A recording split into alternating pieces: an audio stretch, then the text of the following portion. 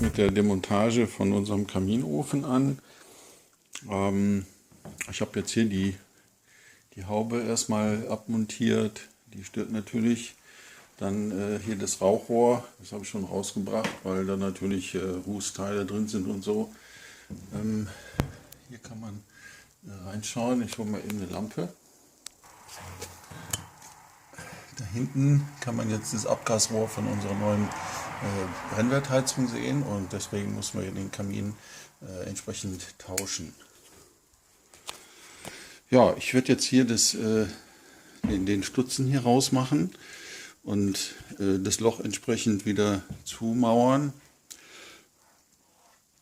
Und das sind so die nächsten Schritte. Ich habe angefangen, das alte Kaminloch zuzumauern. Also bei mir funktioniert das immer am besten so Step by Step. Ich habe hier rote Ziegel und natürlich feuerfesten Mörtel, will der Schornsteinfeger so sehen am Kamin. Und das lassen wir jetzt trocknen und dann kommt hier noch ein zweiter Stein drauf, eine zweite Lage und am Ende wird das noch entsprechend hier verputzt und dann ist das Loch zu. Ja, hier nochmal so ein kurzer Zwischenstep. Das alte Kaminrohr, also die alte Durchführung zum Kamin, die verputze ich jetzt so nach und nach. Dazu nehme ich hier so alte Steine halt aus dem Mauerwerk und feuerfesten Zement. Ja, und so mache ich das Stück für Stück. Man kann das nicht in eine machen. Ihr seht, das Loch verschwindet langsam. Ja, und dann wird es halt verputzt und entsprechend gestrichen. Dann sieht das aus wie neu. Ja, hier am Kamin haben wir jetzt die letzte Deckschicht Feuerzement auf die alte Öffnung gemacht. Und wie ihr seht, ich habe hier mit so ein bisschen Struktur reingebracht. Also das ist ja hier so ein Rauputz. Und da fällt das nachher kaum auf. Das wird natürlich mal neu gestrichen. Hier, ich weiß nicht, ob man das so sehen kann, da hat man so einen ganz leichten Riss in diesem Putz durch die thermische Belastung. Die habe ich jetzt auch schon zugemacht. Und das werden wir jetzt noch ein bisschen reinigen. Das war ja die ganze Zeit hinterm Kamin, jetzt 15 Jahre lang. Ja, streichen und dann sieht das aus wie neu. Der alte Ofen, 160 Kilo, den haben wir rausgetransportiert. Der Sackkarre, der steht jetzt draußen. Da kommt der Schrotthändler, der wird wahrscheinlich recycelt zu einem neuen Ofen. Und der neue Ofen steht schon passgerecht an so einem neuen Platz. Da kommt jetzt noch die Ofenpfeife dran. Ich muss hier oben den Kamin noch anbohren. Entsprechend die Rohre dafür habe ich euch schon mal gezeigt. Ja, und da müssen wir so ein bisschen variieren. Wir können hier vielleicht ein bisschen drehen, so dass man jetzt dann aus dem Wohnzimmerbereich auch die Feuerstelle sieht. Vielleicht lassen wir noch so stehen. Das schauen wir mal. Genau, ja, wie auch immer hier bei den 150 Kilo, 60 Kilo Transporten sind mir 2 Fliesen kaputt gegangen. Ja, ein bisschen Verschnitt ist immer.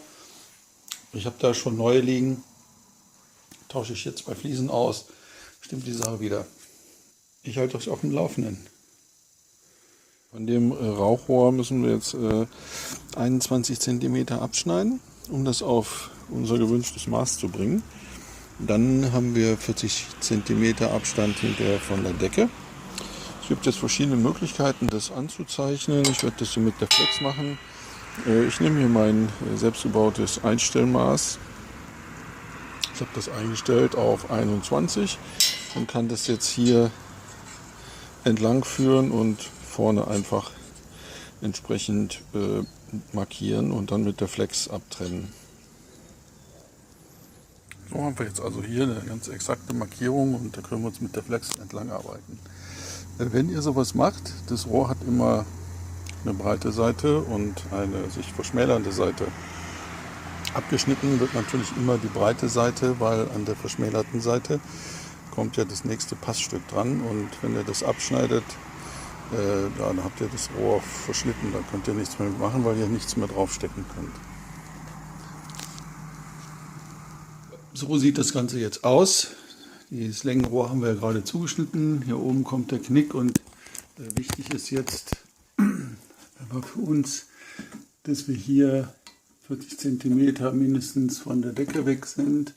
Ja, wir haben ein bisschen mehr, wir haben jetzt 42. Ja, und hier geht es jetzt weiter mit dem doppelwandigen Rohr, weil hier haben wir ja nur 10 cm Abstand zum Holz und hier oben letzten Endes 25. 10 cm ist Mindestabstand. Bevor ich aber dieses Längenrohr hier schneide, machen wir erst das Wandfutter. Also wir bohren erst den Kamin an, setzen das Wandfutter, halten das Rohr rein und ich habe das hier schon stehen, das Längenrohr und dann hier diesen Doppelwinkel. Der verschwindet jetzt ein Stück in der Wand und ich kann jetzt nicht genau sagen, wie diese Distanz hier ist und die Distanz zur Wand. Das sehe ich erst, wenn ich das eingebaut habe. Und dann kann ich auch erst die korrekte Länge hier bestimmen, die ich für die Verbindung brauche.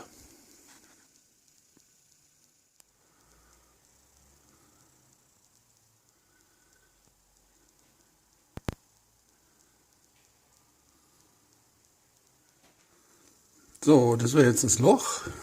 Wir haben auch schön mittig den Kamin getroffen. Wunderbar. So, ihr seht, das Futter passt jetzt super da rein. Und jetzt müssen wir das natürlich noch einmörteln mit Feuerzement. Und dann muss es trocknen und dann können wir hier die Verbindung herstellen. Ja, das Feuerwerk, das Mauerwerk, das machen wir schön nass, bevor das einmörteln. Nicht vergessen.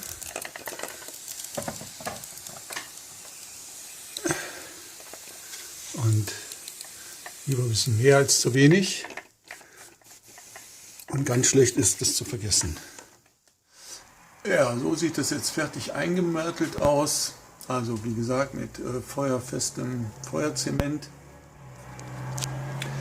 Und wenn ihr das selber machen wollt, ihr müsst hier mit der Hand rein und von hinten das Ganze so richtig voll mörteln. Das ist so wie beim Arbeiten mit Knete, damit das richtig dicht ist. Und dann habt ihr auch keine Probleme mit dem Schornsteinfeger. Wir haben jetzt die Wand neu gestrichen, der ganze Dreck ist weg und die Markierungen und so weiter, das haben wir neu gestrichen. Und hier wartet jetzt schon das